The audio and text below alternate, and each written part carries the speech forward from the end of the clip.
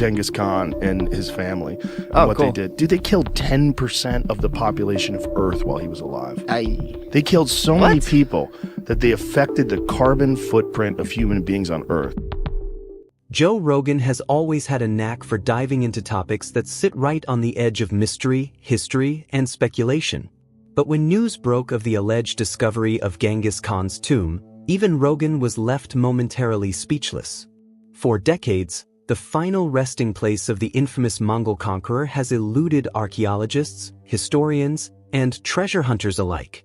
The man who once commanded the largest contiguous land empire in human history vanished from the world with no confirmed grave. And now, the idea that this enigma might finally be solved was enough to stop Rogan mid-conversation during a recent podcast episode. The conversation began like many others. Joe was deep in dialogue with an expert in ancient civilizations, casually exploring stories about lost cities and forgotten kings. But once his guest dropped the phrase, confirmed satellite data over a region in Kentai province shows what might be Genghis Khan's tomb, Joe leaned back in his chair and raised an eyebrow. His voice shifted from curious to captivated. He asked what everyone wanted to know, "Are you saying we've actually found it?" To understand the magnitude of this moment, you have to understand who Genghis Khan was. Born in 1162 as Temujin, he rose from tribal obscurity to become one of the most feared and respected military strategists in history. By the time of his death in 1227, Genghis Khan had conquered swathes of Asia and Eastern Europe, leaving behind a legacy both revered and reviled. But despite his impact, his burial site remained a mystery for 800 years. That wasn't just a coincidence, it was by design. Legend says the funeral procession killed anyone they passed to keep the secret. The soldiers who buried him rode horses over the grave to erase all traces. Streams were diverted to conceal the location. Then, those responsible for the burial were executed. It was secrecy wrapped in paranoia. Over the centuries, countless expeditions tried to uncover the tomb. From Soviet archaeologists in the early 20th century to modern tech-backed explorers using satellite imaging and ground-penetrating radar, many tried and all failed. That's what makes this recent discovery so astonishing. Joe's guest revealed that a private research team, using advanced LiDAR mapping, noticed an unnatural formation in the remote mountains of eastern Mongolia. Buried beneath centuries of earth, vegetation, and collapsed stonework appeared to be a large, symmetrical structure with subterranean chambers. The architecture, depth, and design pointed toward a royal burial ground. Joe Rogan was floored. He paused, looked around the studio, and said, "Do you realize what that would mean? We're talking about the grave of a man whose DNA is in an estimated 16 million people alive today. That's not just some old bones. That's a direct line to one of the most impactful lives ever lived." As the conversation unfolded, they discussed the ramifications. First, there's the cultural significance. For Mongolians, Genghis Khan isn't just a conqueror, he's a national hero. His tomb isn't just a historical relic, it's a sacred site. If the discovery is confirmed, how should it be treated? With reverence? As a museum? Should it be excavated at all? Rogan acknowledged this delicate balance. He mentioned how the Egyptian government has often wrestled with the same dilemma over pharaohs' tombs, between honoring the past and educating the future. Then there's the potential treasure. If this is truly Genghis Khan's tomb, it might contain artifacts of unimaginable value, items looted from across Asia, ancient manuscripts, weapons, gold, even early maps of the known world. But Rogan, ever the pragmatist, pointed out the darker side. If that tomb is loaded with gold and relics, there's going to be a race. Not just between archaeologists and historians, but governments, black market collectors, and probably even looters. It's gonna be a mess. Joe also speculated on the possible impact on our understanding of history. What if there are scrolls buried with Genghis Khan that rewrite parts of the Mongol narrative? What if his tomb includes writings that show a more philosophical or even spiritual side to him? Historians have long debated whether Genghis was merely a ruthless warlord or a visionary uniting the East under law and trade.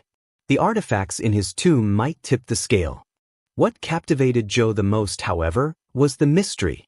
For him, this wasn't just about bones in a box. It was about the allure of something that's been hidden for centuries. We live in a world where you can look up almost anything on Google. The fact that something like this, something this huge, has stayed secret for 800 years, that's wild. It's like nature and history work together to keep the mystery alive. He also brought up how this discovery ties into our relationship with the past. In a world obsessed with the future, AI, space travel, genetic engineering, something about finding Genghis Khan's tomb yanks us right back into the roots of human power, ambition, and mortality.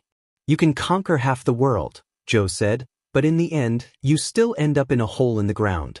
There's something poetic about that.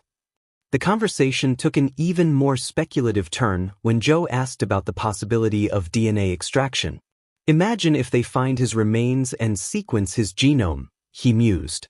Would that change how we understand the spread of genetics across Eurasia? Could it unlock something about why his bloodline was so prolific?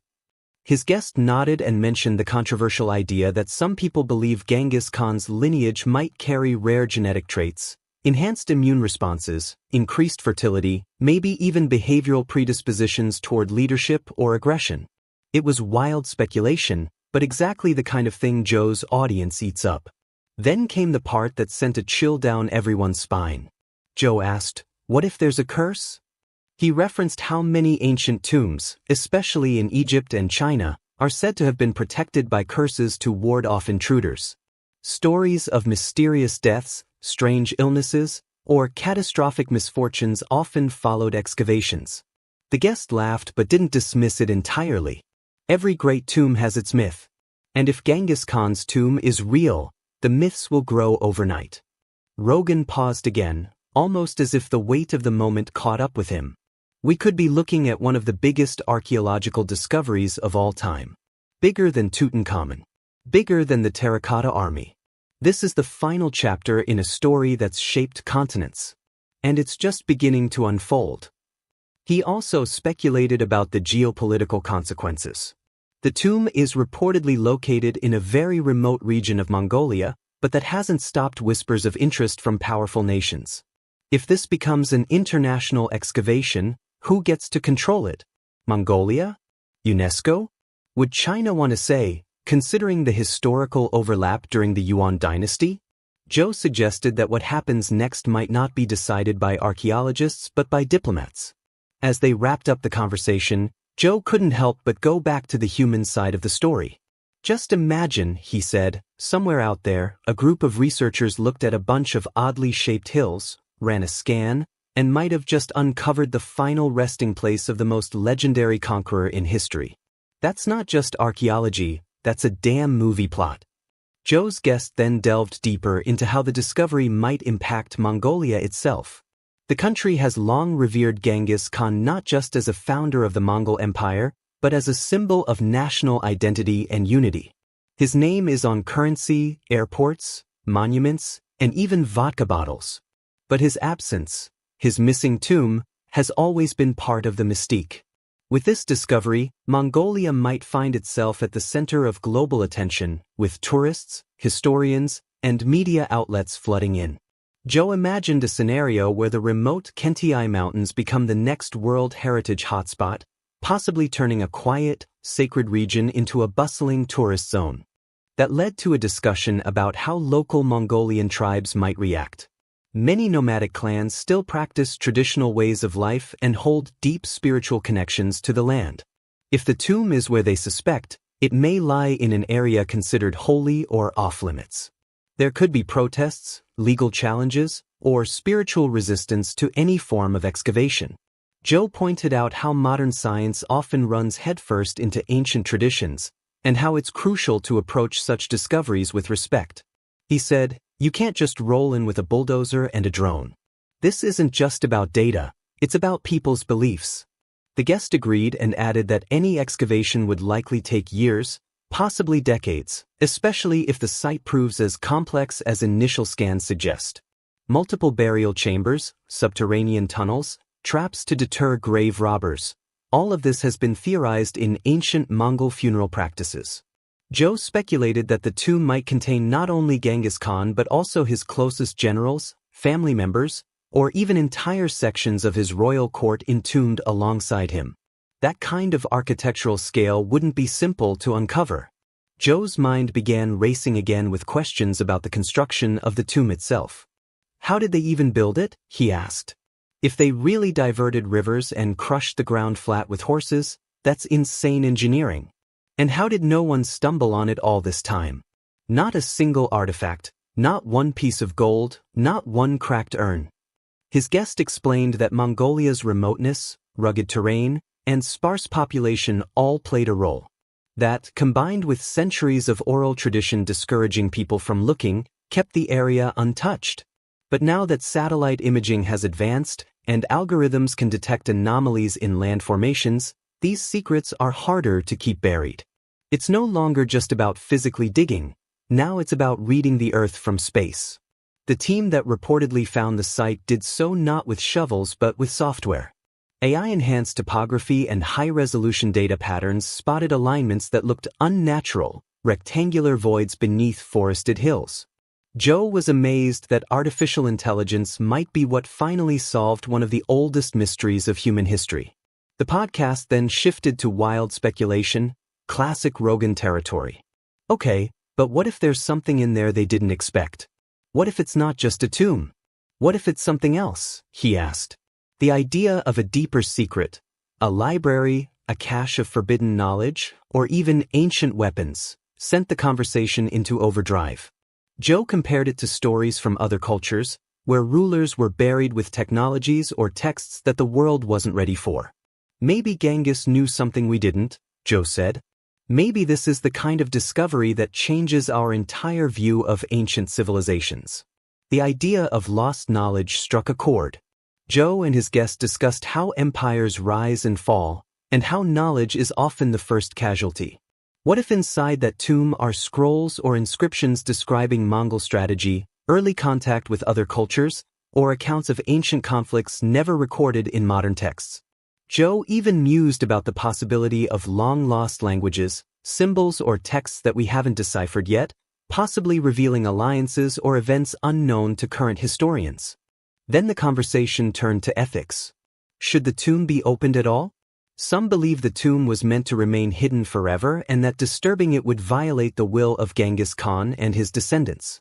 Joe brought up examples like the Valley of the Kings in Egypt, where tombs were opened with the best of intentions but led to cultural backlash and debates over who owns the past. Should Mongolia alone have the right to decide what happens to the tomb? Or should it be handled by a global coalition of historians and scientists? Joe wasn't sure. This is one of those rare moments where history, politics, science, and spirituality all collide. He also pointed out the irony in how obsessed we are with death. We study people's lives, but we're always more fascinated by their tombs, he said. Like with the Titanic, we don't just care how it sank, we want to see the wreck. Same with Tutankhamun. Now it's Genghis. We want to be close to the moment when history turned into legend. His guest responded by saying maybe it's because tombs are time capsules. They freeze a moment in time. They're built with the intention of being found someday, or of never being found at all. And when they are uncovered, it's like opening a message sent across centuries. Joe nodded, contemplating the weight of that idea. Maybe that's the pull, he said. It's not just about the guy. It's about what he left behind.